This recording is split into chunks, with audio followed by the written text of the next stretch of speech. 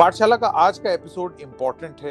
इधर बम गिराए गए ईरान पर और उधर ईरान ने हॉर्मूज बंद कर दिया। क्या है ये हॉर्मूज? इससे तेल की कीमत पर क्या फर्क पड़ेगा? इससे इकोनॉमिक्स पर क्या फर्क पड़ेगा? तीन पहलू होंगे आज के चर्चा में संकेत। पिछले 10 दिन में जब से ये युद्ध शुरू हुआ है, तेल की कीमतें बढ़ गई हैं। क्या भारत को इस समय सतर्क रहने की आवश्यकता है, या भारत के लिए कोई स्पेसिफिक चैलेंजेस इस अनाउंसमेंट के बाद या इस पॉलिसी डिसीजन के बाद जो ईरान ने अभी लिया है, क्या भारत के सामने कोई चैलेंजेस आने वाले हैं? सर, सरकार को लग रहा है कि यार ये हफ्ते 10 दिन की बात है, सरकार क्यों पॉलिटिकली टफ डिसीजन लेकर तेल के दाम बढ़ाए। 1979 अमेरिका, दो चित्र हैं आपकी स्लाइड पर। जो दायां वाला है वो एक लंबी कतार है गाड़ियों की फ्यूल स्टेशन के बाहर। तो ये अमेरिका की इंपोर्ट प्रोफाइल है संकेत ऑयल की। और आप देखिए, इसमें टॉप पे सऊदी नहीं है, इसमें टॉप पे इराक भी नहीं है। अगर भारत में तेल का दाम नहीं बढ़ रहा, बाकी देशों में बढ़ रहा है ऑयल इंपोर्टिंग, तब भी भारत को एक रिस्क है।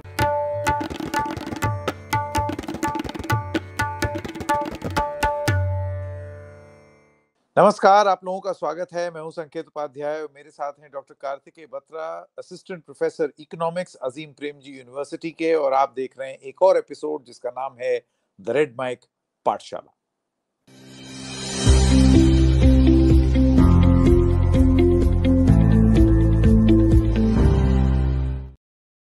पाठशाला का आज का एपिसोड इम्पोर्टेंट है। जरूरी इसलिए भी है क्योंकि आप जानते हैं ईरान और इजराइल के बीच में तनाव लगातार बढ़ता जा रहा है, कम नहीं हो रहा है। और ऐसी स्थिति में ईरान की तरफ से क्या हॉर्मूज नाम का वो जो पतला सा गला है, उसको अब हथियार की तरह इस्तेमाल किया जा रहा है। इधर बम गिराए गए ईरान पर और उधर ईरान ने हॉर्मूज बंद कर दिया। क्या है ये हॉर्मूज? इससे तेल की कीमत पर क्या फर्क पड़ेगा? इससे इकोनॉमिक्स पर क्या फर्क पड़ेगा? हिंदुस्तान की इकोनॉमिक्स पर, दुनिया की इकोनॉमिक्स पर, और क्या ये एक औजार की तरह इस्तेमाल किया जा सकता है ईरान द्वारा? ये एक बड़ा सवाल है। मैं चाहूंगा डॉक्टर बत्रा, आपका बहुत स्वागत। आप पहले हमें बता दें कि आज जो हम चर्चा कर रहे हैं उसके विभिन्न पहलू क्या होंगे, और उसके बाद फिर एक एक करके उस पर बात करेंगे। थैंक यू संकेत, और आपको एक बार मैं शुभकामना भी देना चाहता हूं, क्योंकि पिछले एपिसोड और इसके बीच में रेड माइक 1 मिलियन सब्सक्राइबर पार कर चुका है। तो उसके लिए आपको और आपकी पूरी टीम को बहुत बहुत बधाई। और एक बार फिर से एक ऐसे इंपॉर्टेंट टॉपिक को मंच देने के लिए भी मुझे लगता है रेड माइक को बधाई, क्योंकि मुझे लगता है ये एग्जैक्टली वो काइंड ऑफ टॉपिक है जो हमने पाठशाला में सोचा है कि बहुत धुआं है इस टॉपिक के आसपास, तो cutting through the noise and the smoke और एकदम एग्जैक्ट जो इसके पीछे का एनालिसिस है वो प्रेजेंट करना हमारी नियत है। तो 3 पहलू होंगे आज के चर्चा में संकेत। पहला, जिसका आपने जिक्र किया कि आज ही चर्चा रेलेवेंट क्यों है, कि ईरान ने जो अनाउंसमेंट की है उससे तेल के दामों में क्यों तेजी आ रही है। दूसरा, कि तेल के दामों में तेजी आने से पूरे जो वैश्विक अर्थव्यवस्था है उस पर क्या असर पड़ सकता है। और इसमें हम नुआंस में जाएंगे, मतलब इसमें एक एवरेज एनालिसिस होता है जो सब आपको बताएंगे, लेकिन हम थोड़ा सा डेप्थ में जाएंगे। और आखिरी ये कि क्या भारत को इस समय सतर्क रहने की आवश्यकता है, या भारत के लिए कोई स्पेसिफिक चैलेंजेस इस अनाउंसमेंट के बाद या इस पॉलिसी डिसीजन के बाद जो ईरान ने अभी लिया है, क्या भारत के सामने कोई चैलेंजेस आने वाले हैं। तो ये 3 मोटे मोटे पहलू हैं आज की चर्चा के। जी, तो आइए सबसे पहली पॉइंट से शुरू करते हैं। मैं चाहूंगा कि आप दर्शकों को सबसे पहले, तो उससे भी पहले ये समझाएं कि ये क्या है, ये किस चीज के बारे में बात हो रही है, ये क्या करता है, क्यों इंपॉर्टेंट है दुनिया के लिए, सिर्फ ईरान के लिए नहीं। तो इसका जो पहला ऑर्डर इफेक्ट है संकेत, वो हम देख पा रहे हैं स्क्रीन पर कि पिछले 10 दिन में जब से ये युद्ध शुरू हुआ है, तेल की कीमतें बढ़ गई हैं। और अगर हम दो मेन तेल के इंडिसेस को ट्रैक करें, ब्रेंट क्रूड ऑयल और WTI क्रूड ऑयल, तो यह देखेंगे कि ये जो लाल लकीर है ये हमें बता रही है कि कॉन्फ्लिक्ट शुरू कब हुई, तकरीबन 12-13 जून के आसपास। और तब से आप देखिए डेली ट्रैकर जो है तेल का, वो ऊपर की तरफ जा रहा है। ये पिछले 1 महीने का डेटा है। तो ये जो स्लाइड है, इससे हम आपको ये बताना चाह रहे हैं कि पिछले 10 दिन में तेल के जो दाम हैं वो तेजी दिखा रहे हैं, और इसके पीछे, जैसा कि हमने पिछले एपिसोड में एस्टैब्लिश किया था, जो ईरान इजराइल की टेंशन है वो एक बहुत बड़ा कारण है। और अब इसमें एक और कहीं ना कहीं छौंका डाल दिया है ईरान ने, ये कहकर कि हम स्ट्रेट ऑफ हॉर्मुज को बंद कर देंगे। तो आज का जो कॉन्टेक्स्ट है वो ये है कि ये जो स्ट्रेट ऑफ हॉर्मुज है ये इतना इंपॉर्टेंट क्यों है ईरान के लिए, तेल के व्यापार के लिए और आर्थिक अर्थव्यवस्था के लिए, वैश्विक अर्थव्यवस्था के लिए। जी बिल्कुल बिल्कुल, और ये ट्रैकर में हम देख भी रहे हैं कि वो ऊपर जा रहा है। तो इसी वजह से मैं आपसे पूछना चाहता हूं कि एक बार जरा ये पॉइंट यहाँ पर दिखाने का प्रयास करते हैं, और मैं चाहूंगा कि यहीं से हम लोग शुरू करें, जिसमें हम बताने का प्रयास करें कि ये स्ट्रेट ऑफ हॉर्मुज है कहाँ पर। जरा उसको मैप के माध्यम से हम लोग दिखाते हैं, उसको स्क्रीन पर प्लीज लाया जाए। अब मैं ये कुछ ऐसा करूंगा जो यूजुअली आप शाही जी करते हैं आपके शो पे। तो ये जो मैप है इसमें आप मिडिल ईस्ट देख सकते हैं। तो ईरान के नजदीक आप देखेंगे कि एक छोटी सी चोंच निकल रही है, वो एक छोटा सा वाटरवे है, उसे स्ट्रेट ऑफ हॉर्मुज कहते हैं। संकेत आप देख सकते हैं इस मैप में, न केवल ईरान पर Saudi Arabia, Qatar, Kuwait, UAE, Iraq, इन सबका जितना भी तेल निकलता है वाटरवे से, उसमें से एक बहुत बड़ा हिस्सा स्ट्रेट ऑफ हॉर्मुज से होकर जाता है। इस वजह से ये एक बहुत ही इंपॉर्टेंट स्ट्रेटेजिक डिसीजन है जिसका तेल के दामों पर इंपैक्ट पड़ता है, क्योंकि अगर हम एस्टिमेट्स के आधार पे जाएं तो तकरीबन रोजाना का जो 20% वैश्विक खपत है तेल की, उतना तेल स्ट्रेट ऑफ हॉर्मुज से रोज निकलता है। तो ऐसे में आप मान लीजिए अगर एक जरा सी भी चिंता भी बन जाए मार्केट में कि कल से हो सकता है या 2-3 दिन में हो सकता है कि 20% डेली खपत जितना तेल ब्लॉक हो जाएगा, कि ईरान वहां से पैसेज नहीं देगा या कुछ ऐसी एक्टिविटीज करेगा कि शिप्स ना निकल पाए, तो आप सोच सकते हैं कि तेल के बाजार पर क्या असर पड़ेगा। इसका इमीडिएट असर जो हमने पिछले एपिसोड में किया था कि लोग होर्डिंग शुरू कर देते हैं, उनको पता है तेल के दाम बढ़ने वाले, तो वो आज ही खरीदना शुरू कर देते हैं, तो दाम बढ़ जाते हैं। फ्यूचर्स के दाम बढ़ जाते हैं। फ्यूचर एक ट्रेडिंग का एक प्रोडक्ट होता है फाइनेंशियल मार्केट्स में। मोटा मोटी कहें तो ऐसी किसी भी एक विफ कहते हैं ना, विफ की हल्का सा अगर भनक भी लग जाए कि ऐसा कुछ होने वाला है अगले कुछ दिनों में, तो तेल के दाम ऊपर चले जाएंगे। और ये केवल तेल के लिए नहीं, कल को अगर हम किसी सिल्वर प्रोड्यूसिंग देश पर कोई अटैक होने वाला हो तो सिल्वर के दाम भी बढ़ जाएंगे। अगर किसी गन्ना कहें या सोना, किसी भी कमोडिटी जो मेन प्रोडक्शन उसका एरिया है, वहां पर अगर वल्नरेबिलिटी दिखे तो जो मार्केट्स हैं वो उसके दाम बढ़ाने शुरू कर देगी। इसका मतलब जो डिमांड है वो बढ़ जाएगी और सप्लाई उतनी ही रहेगी, तो दाम बढ़ जाएगा मार्केट। लेकिन मुझे आप ये बताइए डॉक्टर बत्रा, ये obviously this is economics related to all other countries also. खाड़ी के जितने देश हैं, कुवैत है, बहरीन है, यूएई, ये सब भी प्रभावित होंगे जब ये स्ट्रेट ऑफ हॉर्मुज बंद होगा, क्योंकि इनकी भी शिप्स नहीं जा पाएंगी। ऐसे में युद्ध ईरान और इजराइल के बीच में है या ईरान और यूनाइटेड स्टेट्स के बीच में है, ये बाकी मुल्क कह सकते हैं कि भैया हमें तो हमारा तेल बेचने दो।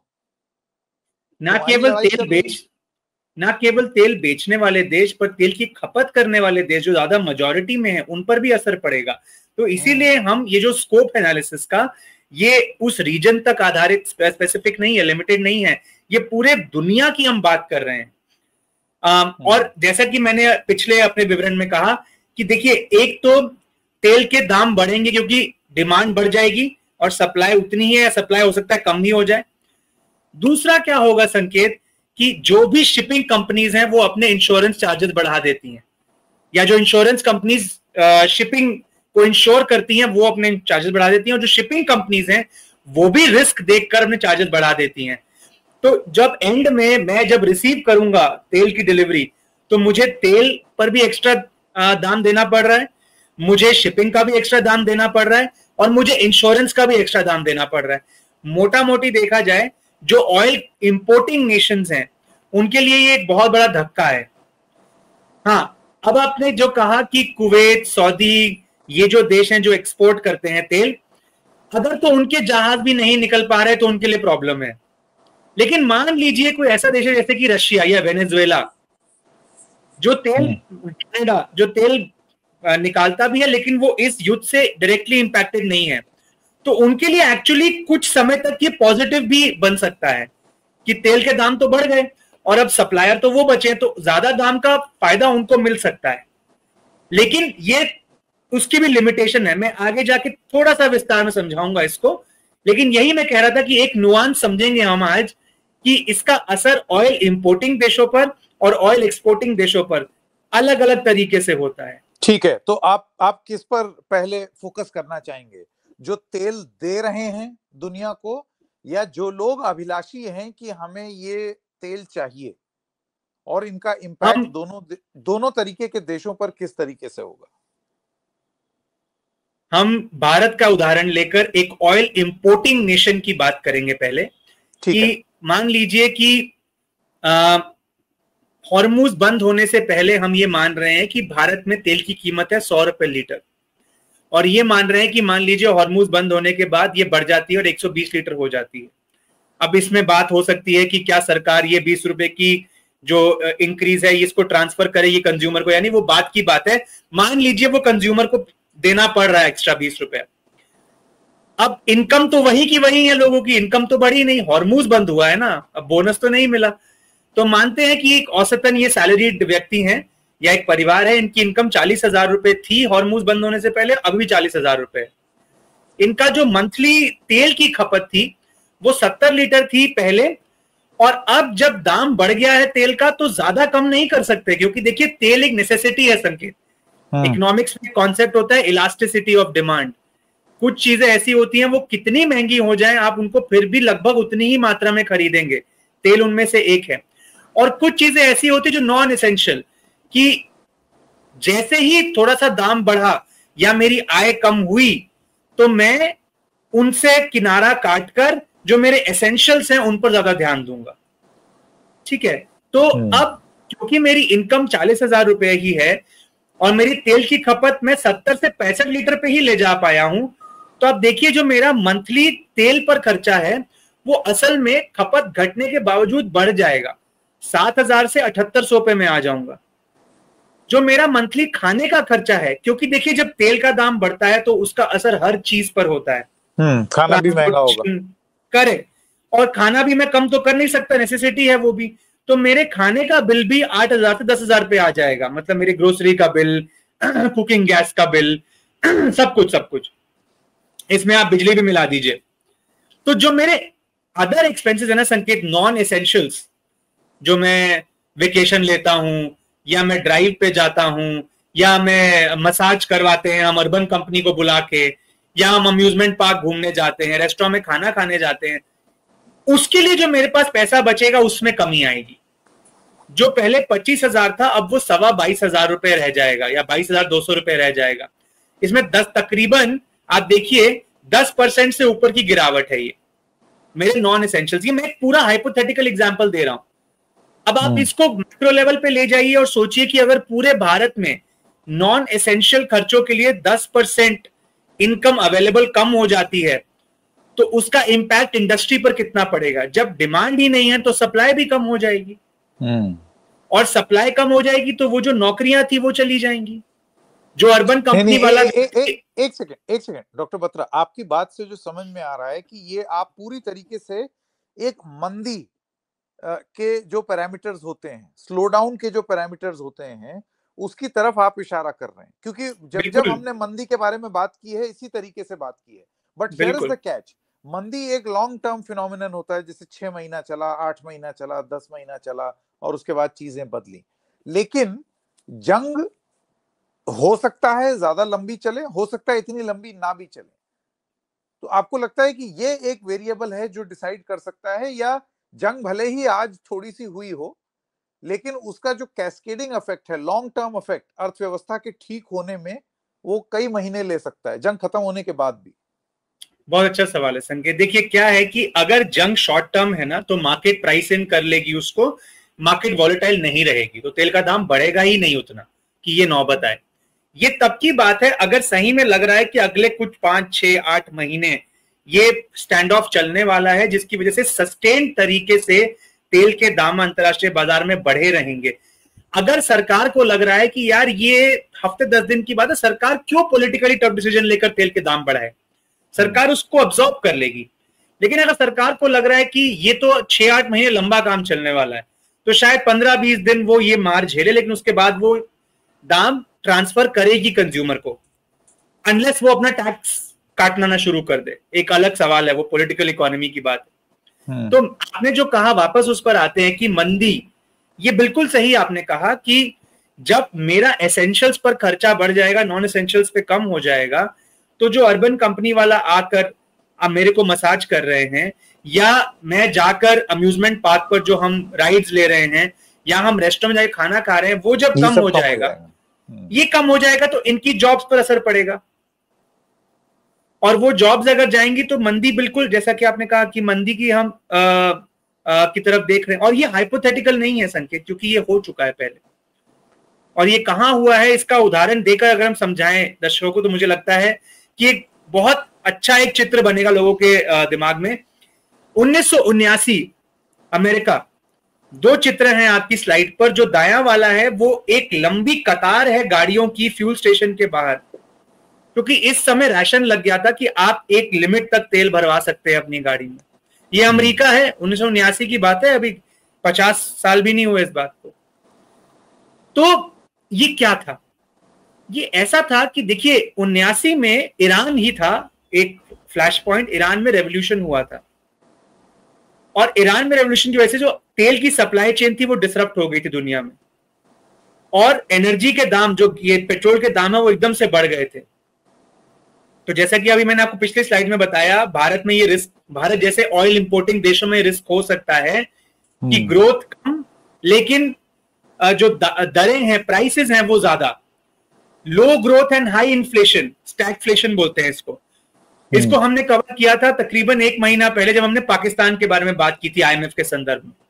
Stagflation is low growth and high inflation, और यूएस इससे जूझा, काफी समय जूझा। और तब यूएस को समझ में आया कि मुझे इसको ठीक करने के लिए अपने जो ब्याज दर हैं वो बढ़ाने पड़ेंगे। और संकेत, आज जो अमेरिका 2%, 3%, 4% पे डिबेट करता है इंटरेस्ट रेट पे, उस समय अमेरिका को अपना इंटरेस्ट रेट 19% तक ले जाना पड़ा था ताकि वो उस इन्फ्लेशन से डील कर पाए। और आप देखिए ये जो बाया चित्र है, इसमें मैंने फिर दिखाया है कि 1979 में जब वो रेवोल्यूशन हुआ तो तेल के दाम एकदम ऐसे ऊपर गए, और ये मंजर कहीं ना कहीं आज जैसा ही है। ये WTI क्रूड ऑयल का प्राइस है पर बैरल। तो हमारे पास हिस्ट्री में ऐसे एग्जांपल्स जो हमें बताते हैं कि हमें सचेत रहना पड़ेगा। और जो वैश्विक स्तर पर हम जो ये चर्चा कर रहे हैं, ये बेईमानी नहीं है। आगे जी, सॉरी, तो ये मुझे लगता है कि ये बहुत एक अहम उदाहरण है इसका। बिल्कुल बिल्कुल, मेरे ख्याल से बहुत इंटरेस्टिंग तरीके से आपने ये समझाया कि किस तरीके से ये लड़ाई पूरी दुनिया को इम्पैक्ट करेगी, और दुनिया भर के लोगों को महंगाई की मार झेलनी पड़ सकती है। आपका पेट्रोल डीजल महंगा होगा, उसके बाद खाना महंगा होगा, आप गैर जरूरी चीजों पर अपना खर्चा काटेंगे, तो उसके बाद फिर उसका असर आपको अपनी अर्थव्यवस्था पर दिखेगा। नौकरियां हो सकता है जाएं, उसके बाद और पैसा कम होगा, और डिमांड कम होगी, और प्रोडक्शन कम होगा, और ये चीज साइकिल चलते चलते चलते आपको बिल्कुल वही मंदी वाली परिभाषा की ओर लेकर के जा सकती है। जंग चाहे जितनी लंबी हो, लेकिन इसका असर इकोनॉमी पे आप धीरे धीरे होते हुए देखेंगे। मैं अब आपसे ये जानना चाहता हूं, आगे अगर बढ़ें तो ऑयल एक्सपोर्ट, एक तो होता है ऑयल इंपोर्टिंग जिसके बारे में आपने बताया, जैसे भारत जैसे, और अब ऑयल एक्सपोर्ट जो कर रहे हैं, जैसे कि आपका पूरा gulf countries, oil producing Nations जो हैं, उन पर क्या फर्क पड़ता है? ये वो दूसरा पहलू था। मैंने जो थोड़ा बहुत छेड़ा भी शुरू में, इस पर मैंने बात की थी कि देखिए, अगर दाम बढ़ते हैं और वो सप्लाई फिर भी कर पाते हैं किसी और माध्यम से, अगर वो उस रूट से नहीं भी जा पा रहा है तेल, तो एक्चुअली शॉर्ट टर्म में उनको फायदा मिल सकता है, क्योंकि तेल का दाम अगर बढ़ जाएगा इंटरनेशनली, तो जो तेल एक्सपोर्ट कर रहा है उसको फायदा मिलेगा। अगर आप गल्फ को छोड़ भी दे तो गल्फ के बाहर भी ऐसे कई देश हैं जो अच्छी खासी मात्रा में नेट एक्सपोर्टर है तेल के। देखिए संकेत, ये समझना पड़ेगा, एक्सपोर्टर इंपोर्टर एक बात, और एक बात होती है नेट एक्सपोर्टर नेट इंपोर्टर। तेल तो चाइना भी प्रोड्यूस करता है, लेकिन चाइना की खपत उसकी प्रोडक्शन से बहुत ज्यादा है, तो वो एक्सपोर्टर नहीं है, वो नेट इंपोर्टर है। रशिया, कनाडा, ब्राजील जैसे देश ज्यादा प्रोड्यूस करते हैं अपनी खपत के बनिस्बत, तो इस वजह से वो नेट एक्सपोर्टर हैं। तो ऐसे देश जो खाड़ी के इलाके में नहीं आते, लेकिन जो इन ज्यादा बढ़े हुए दामों की वजह से फायदा पा सकते हैं, उनके उदाहरण है रशिया, कनाडा, ब्राजील। अगर खाड़ी के देश भी कुछ ऐसा इंतजाम करके तेल ट्रांसपोर्ट कर पाए, इसमें मेरी एक्सपर्टीज नहीं है तो मैं नहीं कहूंगा कि क्या सऊदी, कुवैत, इराक जैसे देश कोई ऑल्टरनेट सप्लाई लाइन से तेल पहुंचा सकते हैं, मैं नहीं जानता। अगर मान लीजिए वो कर पाते तो उनको भी इस इंक्रीज दाम का फायदा मिलता। लेकिन अब कैच ये है, ये फायदा तब तक मिलता है जब तक हमें ये लगता है कि जंग कुछ समय चलेगी।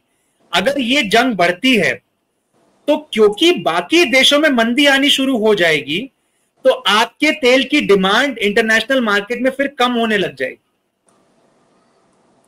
मान लीजिए कि भारत, मैं आज भारतीय एक नागरिक हूं, मुझे ये कल को तेल भगवान ना करे 120 रुपए पहुंच जाता है, अगर मैं आज रोज का 20 किलोमीटर गाड़ी चला रहा हूं, मैं शायद कल भी 20 किलोमीटर ही चलाऊंगा, मैं दे दूंगा 120 रुपया।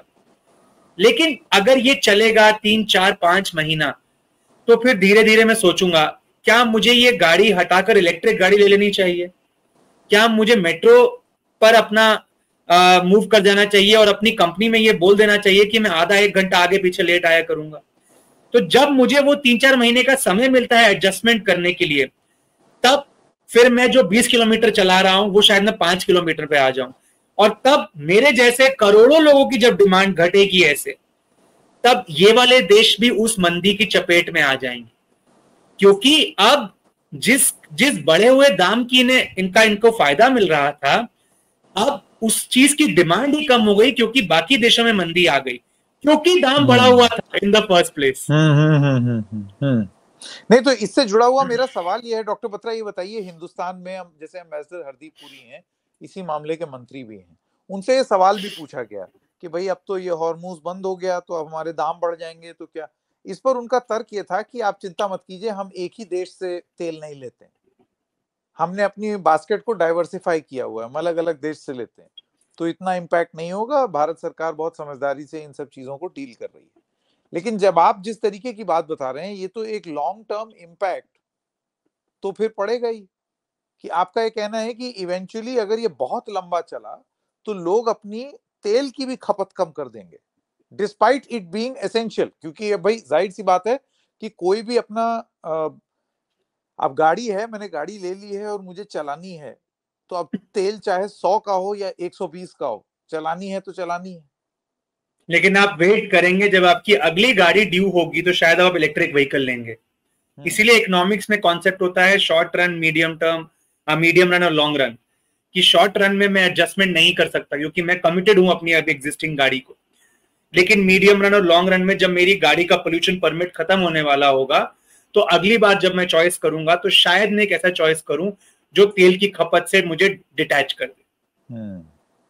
और जो आपने पुरी साहब की बात की, तो उसी से आगे बढ़ते हुए कि देखिए इसका बिल्कुल सही ये बात है कि जिसका जितना डाइवर्सिफाइड बास्केट होगा एनर्जी का, उसको उतना फायदा है। और अमेरिका ने भी 1979 जैसे कई ऑयल शॉक्स के बाद ये बात जब रियलाइज करी, तो उन्होंने या तो अपने इंपोर्ट्स को खाड़ी के दूसरे अलग देशों से लाना शुरू किया, और या एक बहुत बड़ा जो रेवोल्यूशन हुआ अमेरिकन एनर्जी इंडस्ट्री में 2014 के आसपास, फ्रैकिंग, अमेरिका ने खुद तेल का उत्पादन शुरू कर दिया। तो ये अमेरिका की इंपोर्ट प्रोफाइल है संकेत ऑयल की। और आप देखिए इसमें टॉप पे सऊदी नहीं है, इसमें टॉप पे इराक भी नहीं है, इसमें टॉप पे कनाडा है, उसके बाद मेक्सिको है, तीसरे नंबर पे सऊदी है। तो ये जो हम कह रहे हैं डाइवर्सिफाइड एनर्जी बास्केट, ये एक बहुत वेल नोन और वेल एक्सेप्टेड स्ट्रैटेजी है। तो ऐसे ही भारत ने, ये बिल्कुल बात सही है कि पिछले 2-3 साल में जब से खासकर जो रशिया यूक्रेन युद्ध हुआ, तो भारत को रशिया से सस्ता तेल मिलना शुरू हुआ, और डिस्पाइट यूरोपियन ऑपोजिशन भारत ने वो तेल खरीदा है। तो इस वजह से भारत की रिलायंस खाड़ी पर अब शायद उतनी नहीं है जितनी पहले हुआ करती थी। लेकिन फिर भी आज भी जो हमारे मेन एक्सपोर्टर्स हैं वो खाड़ी से ही हैं। बट ये बात भी सत्य है कि ओवर टाइम हमने अपना प्रोफाइल डाइवर्सिफाई किया। अगर हम इसको फुल फ्रेम देखेंगे संकेत, इस मैप को, आप देख पाएंगे कि किस किस जगह से हमारा तेल आज की डेट में आ रहा है।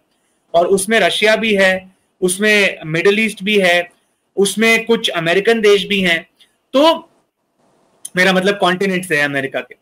तो ये बात सत्य है कि डाइवर्सिफाइड है। लेकिन अब इसमें सवाल ये बनता है संकेत कि हाँ, हमको सप्लाई डिसरप्शन नहीं होगा, लेकिन ओवर टाइम अगर तेल का दाम बढ़ा ही रहा मार्केट में, तो जो हमारे कॉन्ट्रैक्ट्स हैं इन देशों के साथ, क्या वो देश नहीं बोलेंगे कि भाई तेल का दाम तो बढ़ गया है, आप अभी भी हमसे लो रेट पर ले रहे हैं, हमारा भी दाम थोड़ा बढ़ाइए आप। तो ये ऐसा नहीं है, ये रिस्क पूरी तरीके से खत्म हो चुका है। हाँ, ये रिस्क शायद उतना नहीं है जितना होता अगर हमारा 100% तेल खाड़ी से आ रहा होता।